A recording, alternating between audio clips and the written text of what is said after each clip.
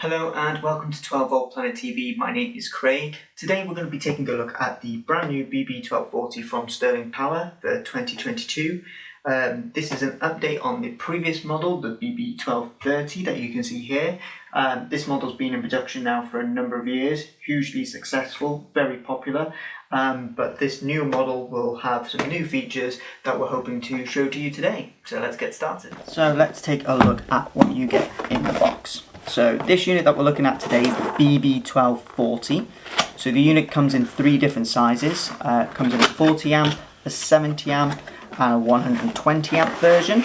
So again, it's already got higher output ranges than the previous models. So you get a much higher rate of charge with these units. So in the box, you get three things. Firstly, instruction manual, highly important and again available on our website to download if needed. The unit itself, which I'll just pop to one side for the moment, and a temperature sensor. So even the temperature sensor has changed, so you can see here it's small with a white cable. The previous temperature sensor, which you can see here, had black cable, yellow terminal, and this would sit on your negative. It's quite large in terms of size and used flying leads to connect into the unit. Whereas the new connection is much smaller, so hopefully won't take up as much space, and uses an RJ45 connection as well with the new unit, so a little bit more secure. So let's take a look at the unit itself. So the first thing that you'll notice is the brand new colour and design of the unit. So it's a much more cleaner design, much simpler. So when you compare it to the previous model, you can sort of see the size difference between the two, and the front as well also looks a lot less complicated, thankfully. So the unit just has the new one display. So previously you had to set up the old system using two buttons, which were found near the cable connection points. So those two buttons were found just here, and those two buttons would activate some of these LED lights that you see here on the side. There's 18 of those, so you would cycle through until you found the charging profile that you needed for your batteries. With the new charger, we just have the one button, which you can see here.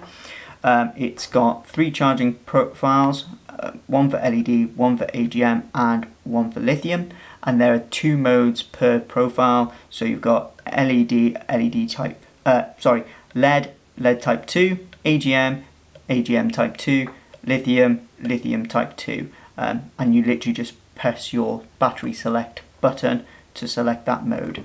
The only other items that you've got on there is the charging status LED, a reverse charging LED, because unlike the previous model of the BB1230, the BB1240 is bidirectional, so it offers a trickle back feature into the starter battery when your leisure battery is full. That's only available on the 40 amp, so the 70 and 120 won't have that. You've also got a fault LED, which again the previous model didn't have, so that can alert you to if there's a problem with the unit, and then you can go through the troubleshooting exercise. Cable connection wise, so it's very similar to the previous model. However, the first thing of note is that you've now got two negative connections instead of just the one singular one. That makes the unit compatible with systems that have got isolated starter and isolated leisure batteries, so batteries that don't share a common negative. With the previous model, they had to have a common negative for you to use that one negative point with. With this, you can take a negative back to both batteries if they don't share a common negative. Also, you can see here on our auxiliary side, so we've just got the four connections here, because the temperature sensor has now moved to this RJ connection, so we would just simply insert that into there. But now our auxiliaries are just down here, and that makes that a lot easier than the previous model. So as you can see, we had these three connections and then a step and another three connections, and they would sometimes be quite problematic to sort of install. I'm not sure if you can see those great. So yeah, so that's the next upgrade in terms of that. The unit's got a metal casing, so it's nice and robust. The previous model had plastic, which could break if it was over flex.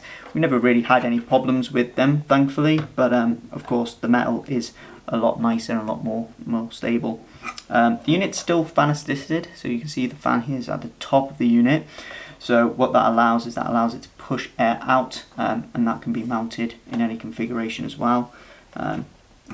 Previous unit, the fan would pump out through the side ports.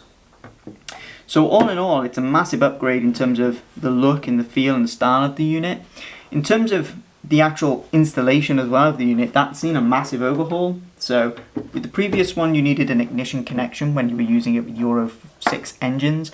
With this model, it's still ideal to use an ignition connection if you're using it with a Euro 6 model vehicle. However, if you are unable to, it's now got this vibration sensor switch right next to your auxiliary connections. If you flick that on into the on position, the unit will basically wait to detect the engine running through vibration of the vehicle. Once it detects that, it then activates. So instead of using ignition, it just uses that vibration. So it makes it 10 times easier to install if you haven't got an ignition that you can splice into, which can make it a bit simpler for you in terms of your installation. So all in all, it's a nice little upgrade to the unit. We think this unit's going to be, again, very, very popular like the previous model. Will be very easy for customers to install. It's highly efficient, so it's around 96 to 98% efficient thanks to its bulk boost technology as well. So it's incredibly powerful at what it does, and we just think it's going to be a really good unit. But let us know in the comments down below what you think.